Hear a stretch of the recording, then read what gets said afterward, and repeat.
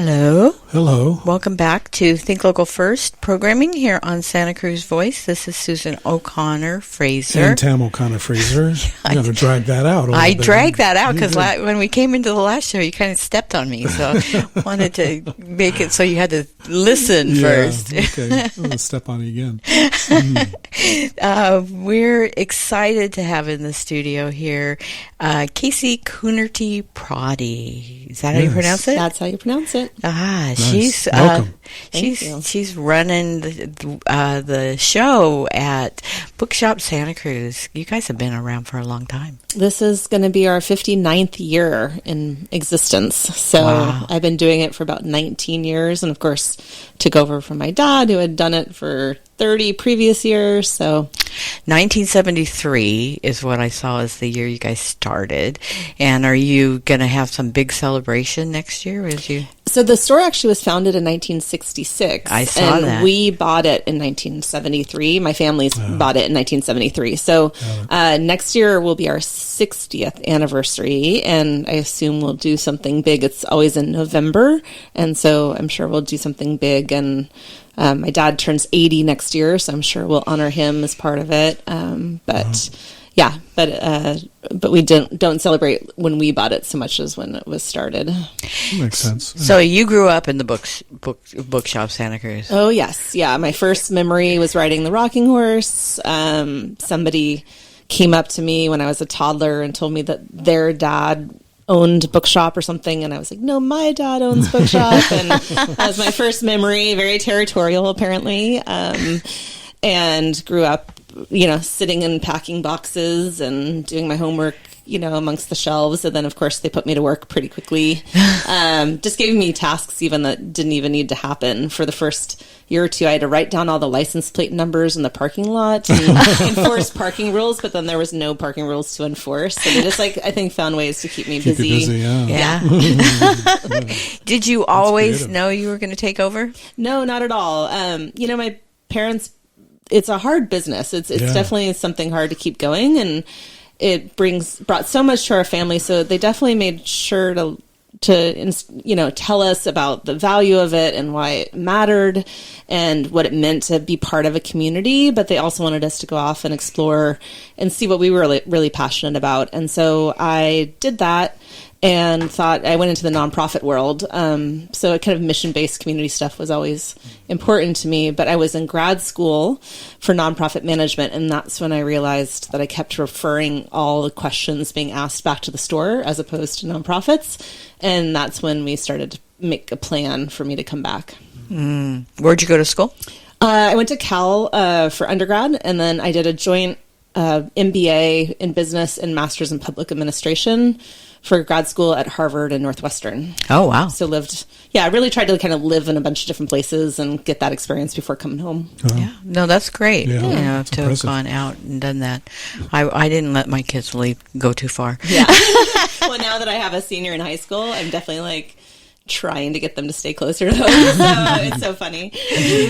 Yeah, here I wanted him to stay close. Our son went to Santa Clara University, got a great education over there, and then he met someone whose family lived, who grew up in Ohio. So that's where he is. You can never control all the elements. Right? Elements you cannot control. Yeah, that's we were talking earlier that he's coming out to see us right before we go off to Hawaii, and usually they travel with us and go to Hawaii, but this year's tax bill was a little more than he had hoped for. I mean, the good news is it's always fun to come to Santa Cruz, so you're always going to have people who come back to visit even if they don't live here. Yes. Yeah. And then when you get grandkids, that's the best. You got a ways to go yet. I hope so. I know. I've already started bugging my grandkids about having great grandkids, and my daughter says, "Stop it." Exactly. It's mostly in jest, so. So tell me about Bookshop Santa Cruz and your and how it's evolved, or has it evolved since you took over, or since you grew up there, unpacking boxes and writing down license plates. I mean, the original incarnation of Bookshop was very much of the time, which is UCSC was just starting, and it was transforming the sleepy Italian fishing village into this kind of radical college town. And so, the store that we took over from before it was Bookshop Santa Cruz was Hip Pocket Bookstore. It had a waterbed in the middle of the store, for instance. Nice. And people protested because there was Greek goddess figurines on the sign, and they thought it was improper. And so people came down with protest signs and things like that. So it was definitely, so when I was growing up in it, it was definitely of the time, Good Earth catalog, Carlos Castaneda coming out. Right. And so this is the stuff I read those books. Apparently they all crashed on our couch. Like all the authors would come and like crash on our couch and sleep. And I was like probably sound asleep and don't remember any of it. But I think it was a wild, my dad had to once bail out a poet from jail twice before he went on to between the morning and the night he was supposed to speak. He got arrested twice. So that's kind of where it came out of. And also came out of what's called the paperback revolution, which is that bookstores used to always only carry hardcovers, and paperbacks were like seen as almost like throwaway, like comic books. You'd get them at, there used to be a cigar store downtown. I don't know if you remember, like little bodegas, but that's where you get paperbacks. And it was really the Bay Area bookstores that really said, paperbacks deserve a place in stores. It makes it more accessible. And therefore Hip Pocket, which was the bookstore before us, like really spoke to that. City Lights in San Francisco really only sold paperbacks for a long time. So it kind of came out of that. And then really the thing that transformed us was the earthquake, obviously. Yeah. Yes. So, that was in 1989. We rented the property. An entire side of the building came down. And they were going to bulldoze down the whole thing. And instead they gave us 48 hours to get everything out. And the community, my dad went on the radio, actually. The radio, played a huge part in that moment. And he had saved the rocking horse during the earthquake. And he told the story and asked for volunteers. And 400 people showed up and got every single book and fixture out. And we worked out of Pavilion tent for 3 years, and then we moved into our current location in 1992. So we've been there since. And since that, it's really been an evolution.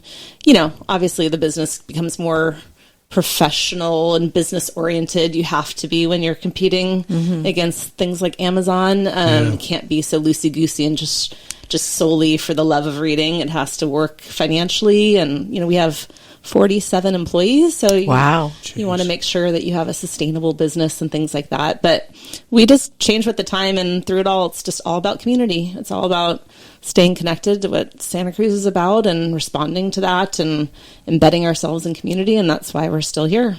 We moved to Santa Cruz in 89, like 3 months before the earthquake happened. Where were you located at the time of the earthquake? We were right across the street next to Lulu Carpenter's. Okay.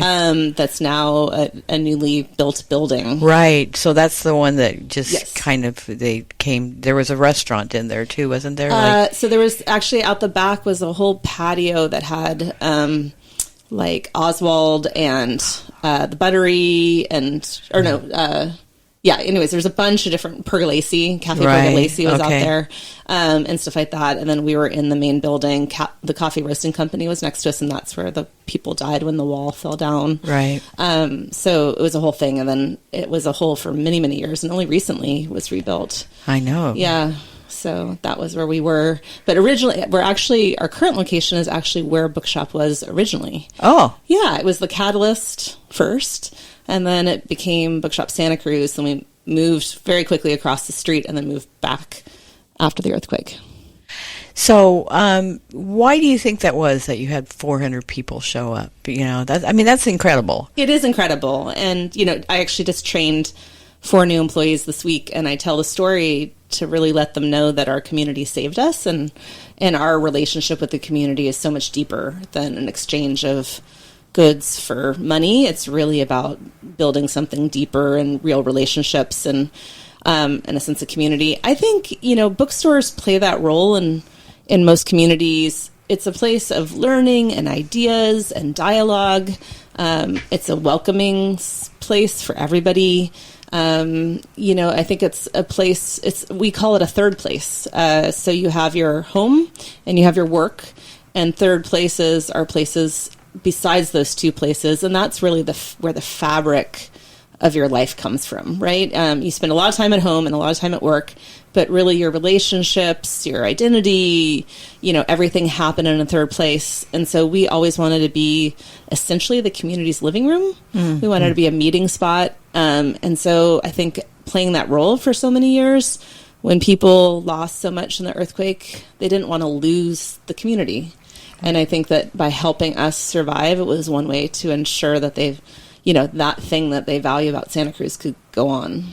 It's interesting because you'll hear that at the boardwalk, the Seaside Company. Yes. They will talk about being, they don't refer to their people that come there as customers. They're right. Guests. Yes. And they talk about, Charles will talk about the living room too. He mm-hmm. mentions that, is that you want to treat everybody as if they're coming into your living room. Yes. Yeah. I mean, it's a real sense of welcoming, and also that it's like a reciprocal relationship. Mm-hmm. We learn from our customers learn from us, and what we love to do every day is welcoming people into the store, talking to people and connecting them with books that have the power to change their life, So it's a pretty powerful, potent thing, luckily. Because you can't get through book selling is a hard business, so you need that in order to survive. I a lot of times say, if we hadn't gone through the earthquake together, that was so devastating, and we only paid off our FEMA loans, in 2020, actually, I think is when we paid it off. So it really impacted the store, but all of the challenges since, whether it be Amazon or ebooks or COVID or whatever, I'm not sure we would have made it through unless we had gone through the earthquake together mm-hmm. and really built that sense of connection. So in some ways, there was a value to the experience of the earthquake to kind of helping us be able to survive so much more. Yeah. Well, what I find really special walking in there is it's just, I don't even know how to describe it. With people, they're sitting on the floor, they're, finding a little, corner that they can, get comfy in. Yeah. It's just, it feels a little like a throwback. Yeah. We once had buttons made for our staff that said, "We are not an algorithm," because, when you shop online, it's convenient, it can be cheap for sure. Right. But it's not joyful, and it's not, there's no serendipity, there's no discovery, there's no kind of expansion of your heart, of your mind, or anything, right? It's very transactional. And so what we hope is when someone comes into a bookstore, they get to feel all those feelings about being human, and then they get to take home a book, which, again, reading creates empathy and connects you with humanity and teaches you about this world. So kind of all of it is, I don't want to say a throwback, because I think it's still the essential part of living, but I do think in this age of technology, it is something real and genuine that people are responding to. Yeah, totally. Well, let's take our first break here. We're going to go and pay the bills, and when we come back, we'll hear a little bit more. I'd want to talk about some of those other things that you've gone through and that we've gone through as a community, and how you've survived that. Yeah. This is Think Local First programming here on Santa Cruz Voice. This is Susan O'Connor-Fraser. And Tam O'Connor-Fraser, and we'll be right back. We will be right back. Stay tuned. More of Bookshop Santa Cruz when we return.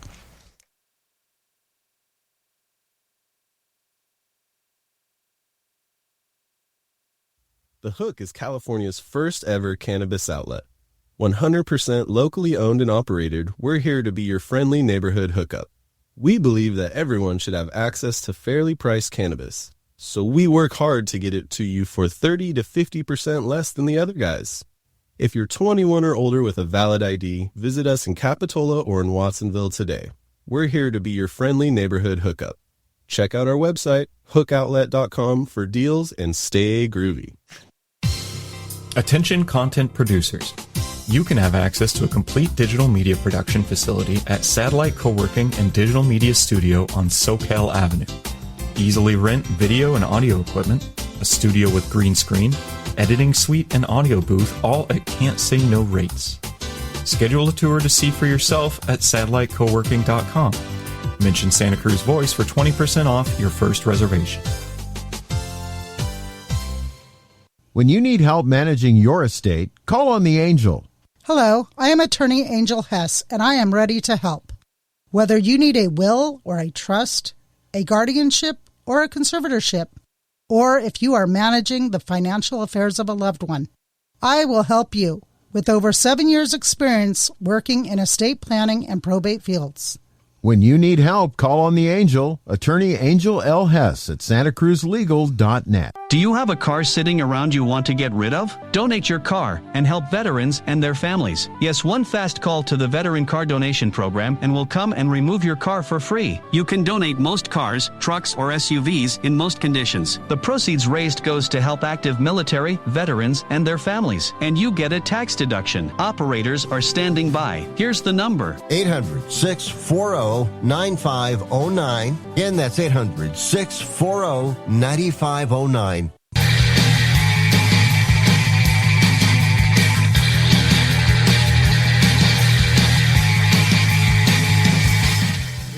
And we're back. And we're back. Yes, this is Think Local First Radio here on Santa Cruz Voice, broadcasting from the Satellite Digital Workspace community television building here on SoCal. Yeah. And I am Susan O'Connor Fraser. And I am Tam O'Connor Fraser. We're so glad to have Casey Coonerty Proddy here in the studio with us. She is the current what's your title there? So I'm officially president. Yeah, my dad actually still owns the store. So, but I use the word owner because it's family business. Yes. Yeah. Family businesses are the best. I just want to say that. It's, they have their moments. They do have, Casey's going, I remember those moments. We've had those. Yeah. But it's, it's just a different, it's like, we were talking about the boardwalk and the Seaside Company. Still, it has that family owned, and it's a different culture, than big corporations owned, especially public corporations. And over the years, we worked with, one of our other favorite clients was Granite Rock, and they have, the same kind of thing where it just is, you just feel like you're part of something. Yeah. I've always felt like it, the identity of the bookshop was what we talked about at the dinner table. It was what we did for fun. The thing my brother and I always talk about is we'd go on vacation and our parents would drag us to independent bookstores all over the country, and we'd be so angry, especially as teenagers. But it just becomes, it's really who you are. It's really part of your identity and your legacy, and so you just care about it so much. Right. Yeah. It does. The lines get blurred. Yes. Between home and work. You're talking about your third place. Yes. This is the first and second places are kind of all entangled together when it's a family business.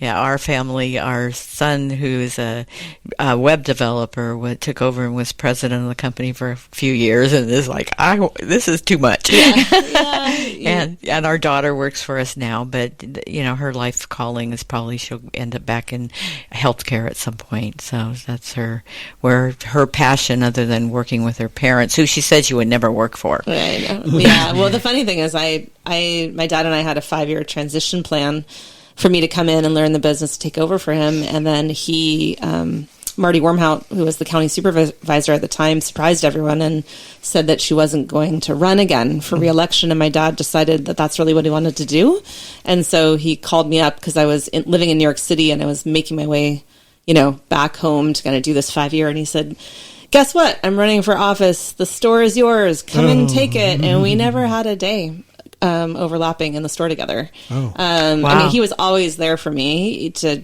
I could go to his house and he came, and he would answer questions and help me out and stuff. But the whole 5-year transition just got thrown out of the window, and I just took over. And so it's funny. we never had to go through the growing pains of having to figure out like how to both be in the space and who has the authority and who's making the calls, and we actually never had to do that. So, lucky you, because that was definitely a challenging period exactly. that we I went know through. that's part of the hard part. What were the biggest challenges that you faced when you came in? Well, when I came in, When was that? it was in 2006. Okay. And it was a pretty bad time in the store. So I call it the perfect storm. In 1999 to 2001, first my mom passed away unexpectedly, which really was incredibly difficult for all of us and for my dad to run the store without her. And then the the first .com bust happened, Yes. and then Amazon started, and then Borders came in. Borders, right. All in 2 years' time. Oh, wow. And we were really impacted. So we lost, 35% of our sales kind of in a year or two. And the store was really financially struggling when I took over. So, part of it is we had a number of managers who had all worked there for 40 years. So they watched me being born, I mean, not literally, but right. I was like a baby when they first met me, and then I was suddenly taking over the store. So, there's those kinds of normal challenges, but then also, the 2008 recession, ebooks came about in about 2006. So the first 5 to 7 years was just all about like surviving. Yeah. And then when Borders closed in 2011, that was the moment where we finally got some breathing room to kind of be like, okay, what do we want the store to be after a decade of just surviving? Wow.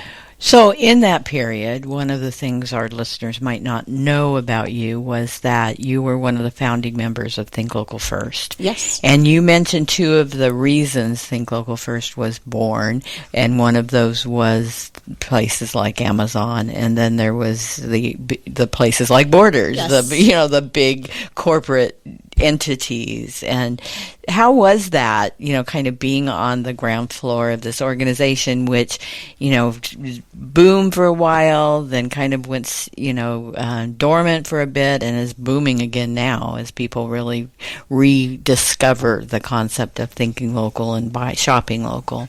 Yeah, I mean, we knew we wanted to be part of it instantly. It's really kind of the mission of our business.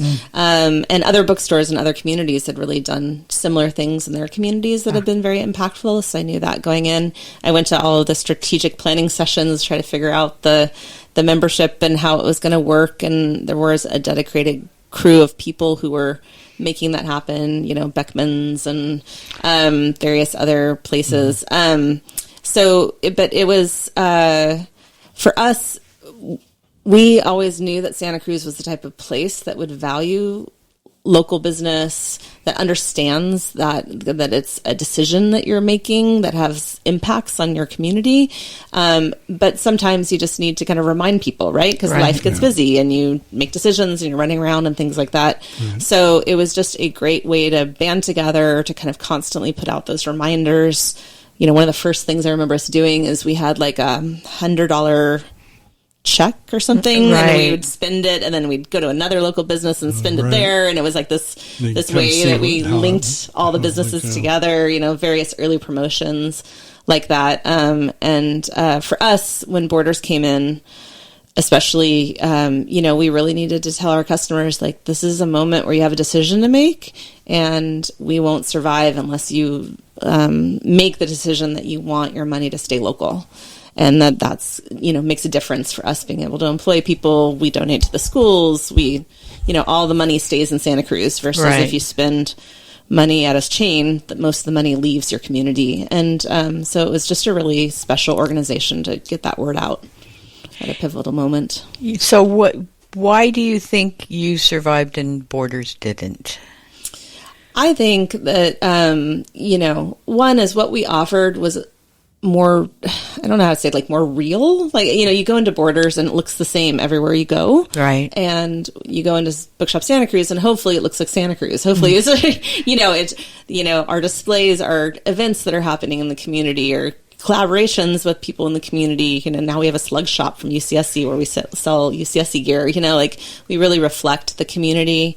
I don't think their curation of books was particularly impressive because their goals were just different. And, we say that with Amazon. Amazon they're not trying to sell you books because they love books, right? To Amazon, books are a loss leader, and they're just a way to get you in the door so they can sell you a Prime membership and widgets and whatever else they're selling. And but people who work in Bookshop Santa Cruz love books, and they're passionate about it, and they want to talk about it. It's just a real relationship. It's a real thing. So I think that was mostly what happened. I mean, Borders made a bunch of really terrible business decisions and went out of business nationally. Right. So it wasn't just this Borders closing, but it was a moment where some independents survived. Some did not. I mean, there was over 5,000 independent bookstores in 1980, and I think by 2010 there was 1,800 left. Oh, wow. And most of that was from chain bookstores who opened up next to indies and ran them out of business. It was really during the era of Barnes & Noble and Borders expanding rapidly throughout the country. Yeah. And then obviously since then, Amazon, took a huge toll on businesses. But since that time, there's been a lot of growth again and, increasing numbers of independent bookstores. So again, I think people have learned that where they shop makes a difference. And I think it's made a difference for independent bookstores for sure. Now, you mentioned the recession. How did that impact your guys' business? It was just, at that point, it was just like more cutting. We were working on DOS-based computers so much later than people should have been working on DOS-based computers. Our carpet was fraying, it's all the things. But, the other biggest impact was COVID, obviously. Right. And going through that was really, really hard because both we automatically transformed into a web order fulfillment shop when what we loved is human-to-human contact. Right. So that was strange. It was very scary, and then we were trying to make it work, and, we had lost 50% of our sales, and it was really the PPP loans that saved us all. Allowed us to save our staff and, who really put in the work during that time to keep us going. But that was probably, besides the earthquake, that was probably the other biggest moment of our life. I remember, I think, did you guys I'm trying to figure out how I ordered books from you during that COVID period and, was determined to shop local, not just because I'm part of this organization, but because I really, you kind of look around and see the struggles that were going on during that period. And a lot of people revolutionized their even online, even some of the local shops. So I probably ordered online and then went down and picked it up. Was it curbside? Yeah, and shipping. Yeah, we actually closed a day before the mandate, and then we were only closed for one day. And then we reopened. We tore out all of our furniture, and so that everybody was 10 feet apart, and we only had 10 people in the store at a time.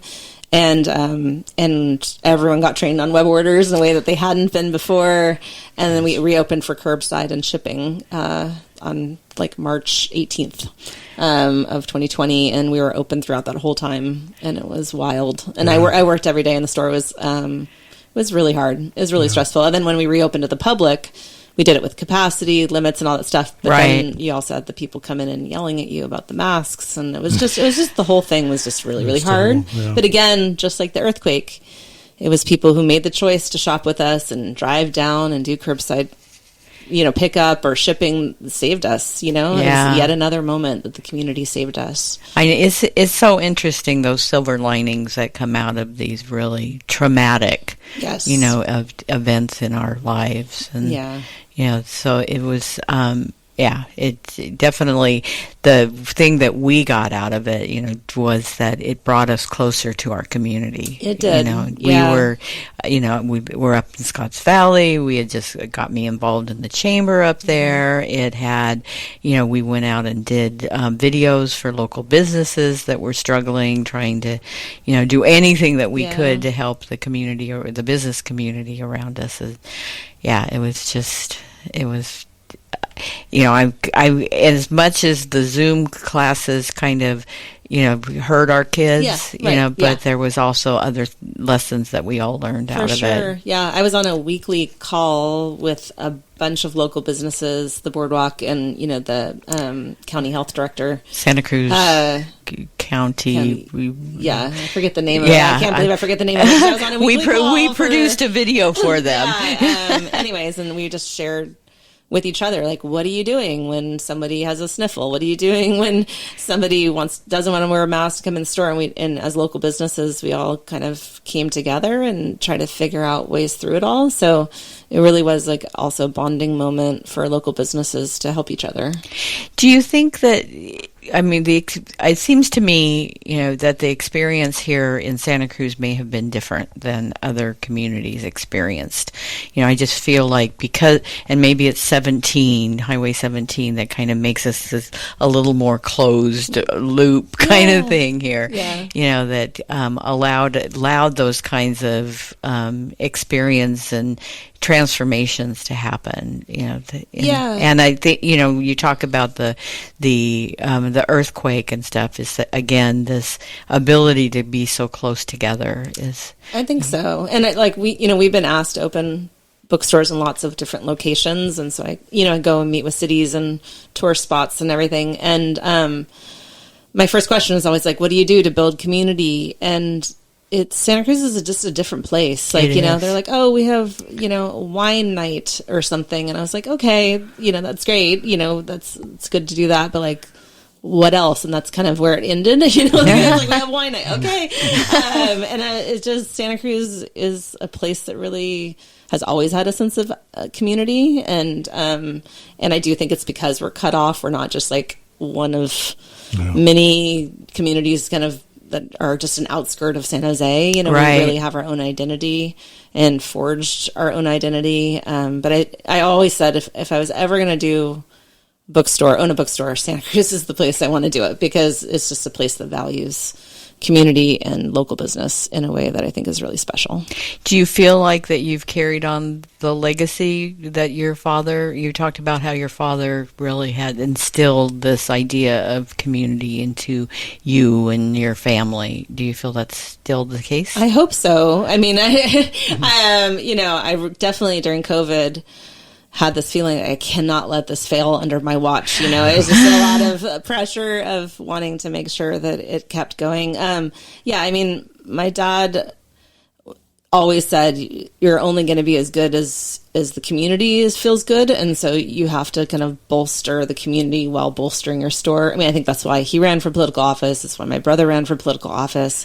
Just really the sense of like a service and being part of it. So I hope that's that. He had great loyalty to his employees and really cared about them. And I hope that that's continued. So there's just a lot of values that he taught me that are hopefully still part of the store. I wanted to just maintain what made Bookshop so special.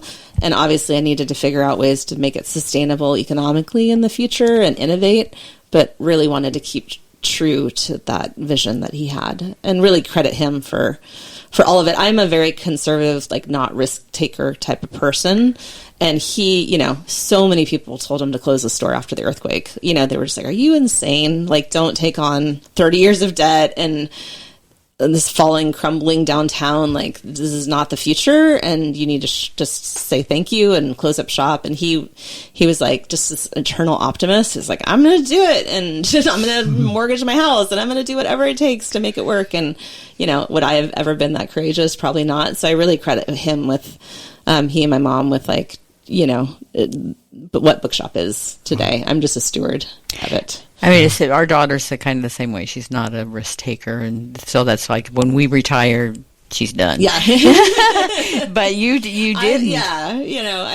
I have to go through whatever I get put in front of me, but definitely that I'm kind of a worst case scenario planner, which works also in a business. Yeah, totally. That's very different than the kind of optimist growth person that my dad was. Yeah, for sure. I'm kind of a plan for the worst but hope for the best kind of person. Yeah, totally. Yes. Well, we are coming up on our second break here, and when we come back, we'll wrap up this hour with Casey Coonerty Proddy from Bookshop Santa Cruz. This is Susan O'Connor-Fraser. And Tam O'Connor-Fraser. And we will be back after these messages from our sponsors, so hang on. Hang on.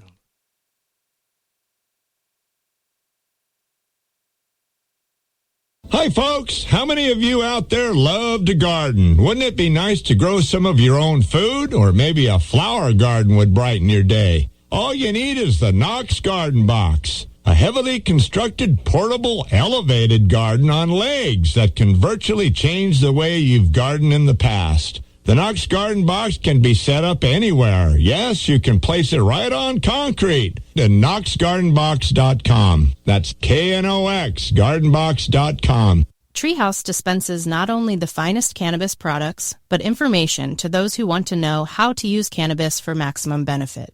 Hello, I'm Jenna. If you would like to know how best to use cannabis, ask your friends and neighbors at Treehouse Dispensary, 3651 SoCal Drive. If you're 21 plus with a valid ID, no appointment is necessary and the information is free. Order online at ourtreehouse.io and pick up at our drive-thru. See you soon.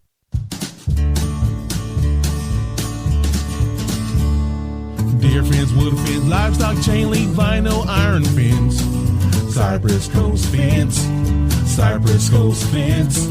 I'm Kevin Donovan, the owner of Cypress Coast Fence, Monterey Bay Area's premier fence company. And I'm Katie Donovan, Kevin's sister. I'm one of the project coordinators. I'll help you choose the best fence for your needs, and I'll be with you for every step of the project. We work with local suppliers and employ quality craftsmen to build the right fence to secure, protect, or privatize your property. We've been in business for 15 years and have been voted Best Fence Company for 7 years running. Give us a call for your no-obligation consultation at 831-783-1500 or at cypresscoastfence.com. We don't just build fences, we make good neighbors. Deer fins, wood fins, livestock, chain link, vinyl, iron fins, Cypress Coast Fence, Cypress Coast Fence.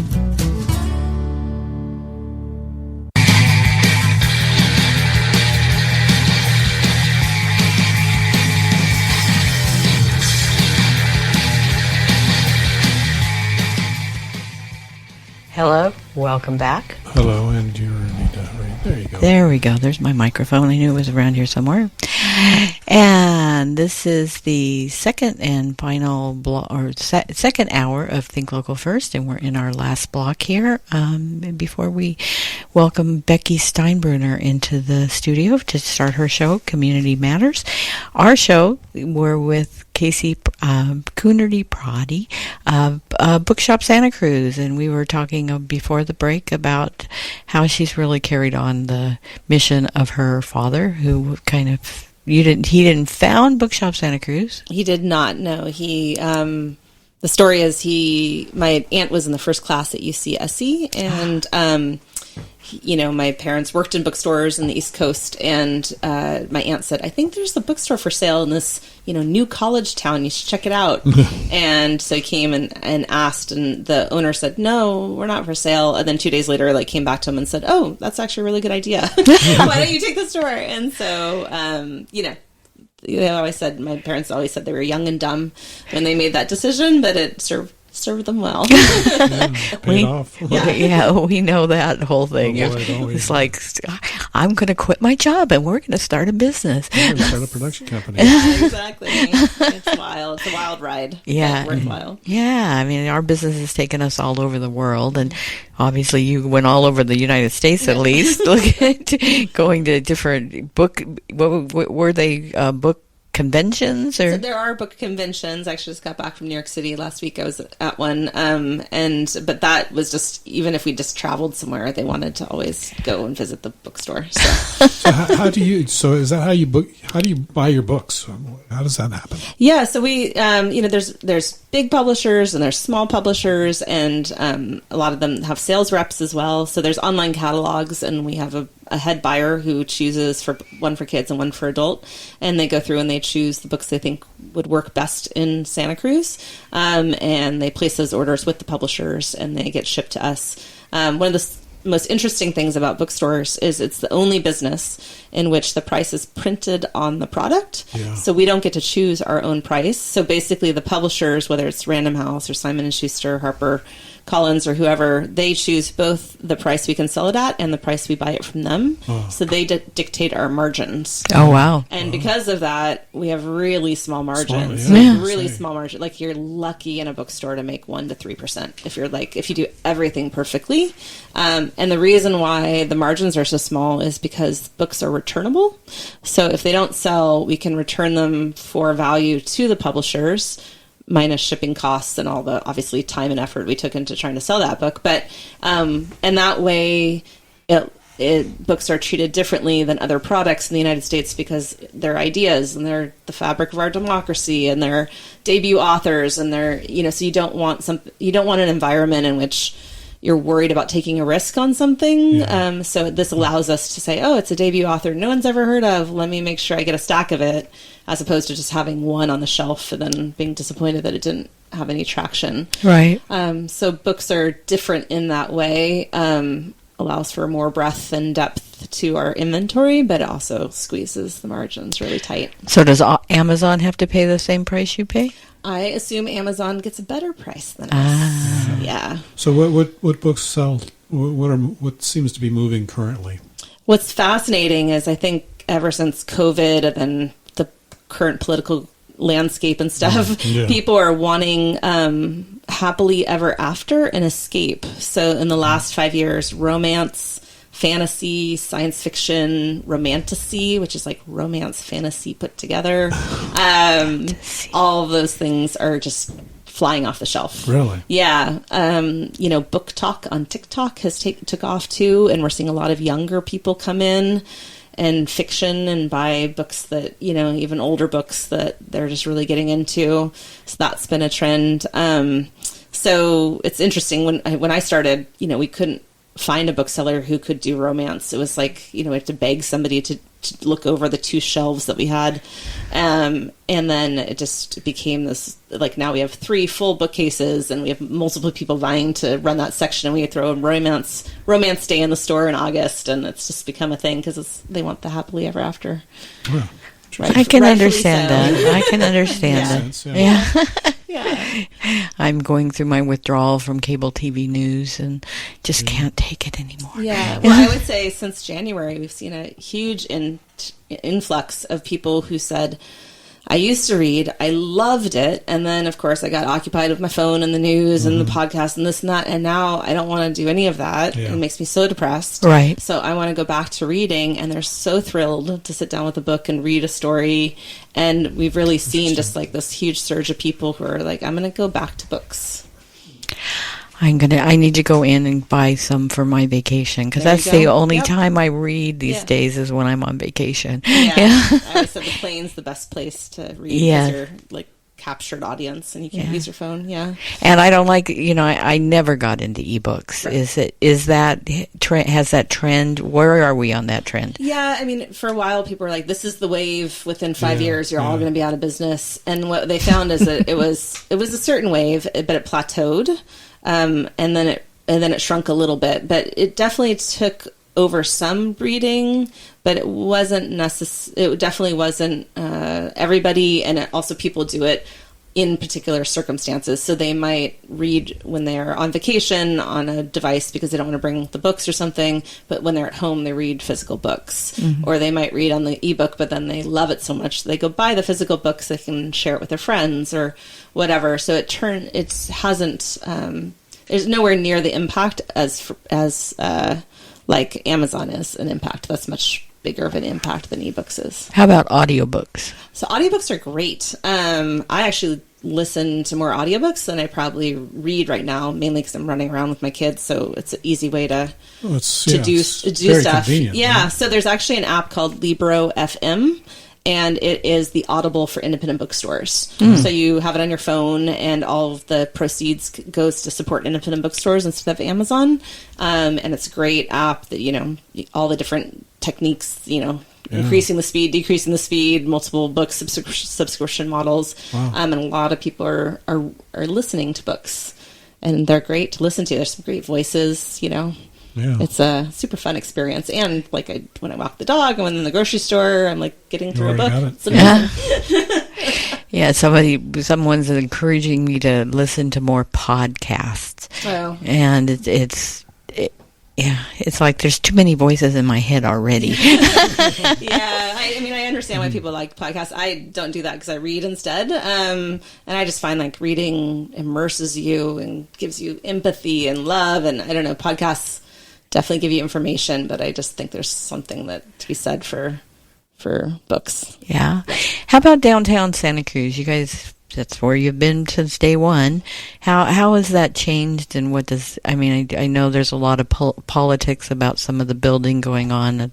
I don't know what direction that is from downtown, but, and the building heights and losing the spirit of Santa Cruz. And yeah, we love downtown, and we've always been there. After the earthquake, my dad was part of the Vision Santa Cruz to rebuild downtown. In downtown, there was a lot of drive at that moment to maybe build another Capitola Mall-esque type thing on the west side of Santa Cruz, and there was really a push to keep a downtown center like this. Like I said, I've visited a lot of downtowns because we're asked to go into other communities, and downtown Santa Cruz is really vibrant. The amount of walk-through traffic, the amount of local stores, it's really exceptional. And I think that, there's always challenges, as everybody knows, and I'm not trying to discount those challenges, but I actually think that downtown is a really special place, and it's actually really special for business specifically. So we've loved being down there. The community of other stores is amazing. And yeah, it's going to go through another whole round of changes now. And I understand wanting to preserve the feeling of Santa Cruz. I also understand the state is imposing a lot of the decisions on us. So all we can do is kind of mitigate the impacts of that. But I'm looking forward to a lot more people living in downtown. I always felt like the places where you can live and work and play all in the same area reduces traffic. It reduces some of the sprawl. So I think like having a whole bunch of people who live downtown and visit downtown is going to be really positive for businesses like ours and for a sense of community and for filling up the streets and making it vibrant. The Warriors have always been a great partner for us, so I'm glad that they're going to get a new arena. I saw that. Yeah. That's kind of cool. Yeah, it is really cool. So I'm hopeful. I'm optimistic. Now you're the university coming into Santa Cruz definitely was one of the transitions from that sleepy Italian fishing village you talked about. It made Santa Cruz more, but not necessarily as much, but more of a year-round, opportunity for businesses. How is that today? Between the tourists coming into town and then you get the university students in town, how does your business change from season to season? Obviously the summer is pretty busy, and the holiday season is always going to be busy in retail. And then we really fill out the rest of the year with locals and with doing programming and author events. We have 8 or 10 author events a month, where we bring people together and talk about the books and introduce the author, or benefit screenings or other programs that we do. We have a winter reading program where we challenge our customers to read books, so then they win a flight of wine from Bershino and a cookie from Pacific Cookie Company, and just different fun local kind of cross promotion things. So we see traffic year round, but definitely we're building up to summer here, and see a lot of out of town folks, a lot of people from different parts of California who come to Santa Cruz for that getaway. It's a lot of fun when the store's busy and filled and everyone has their books in hand. It's my favorite moment. I love going down to the boardwalk and just hearing all the different languages that get spoken. Yeah.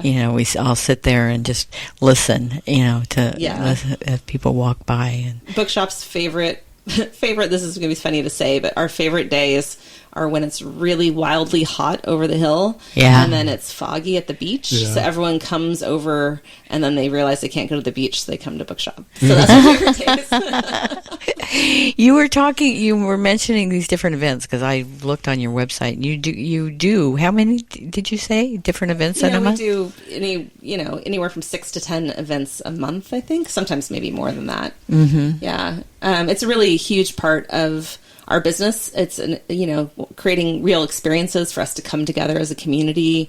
Authors mean a lot to people, and so getting to meet your favorite author, to learn about the craft, for kids to meet their authors and see how a book comes into existence, and for them to start to imagine themselves as authors or illustrators is a really special moment. We bring authors into schools to promote that kind of learning amongst the kids.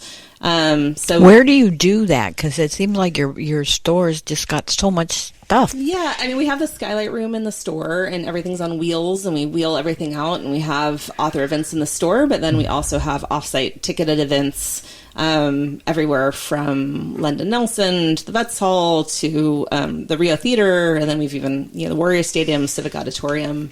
Wow. Our largest event ever was Madeline Albright at the Warrior Stadium with, I think it was like 2,900 people. Oh my gosh.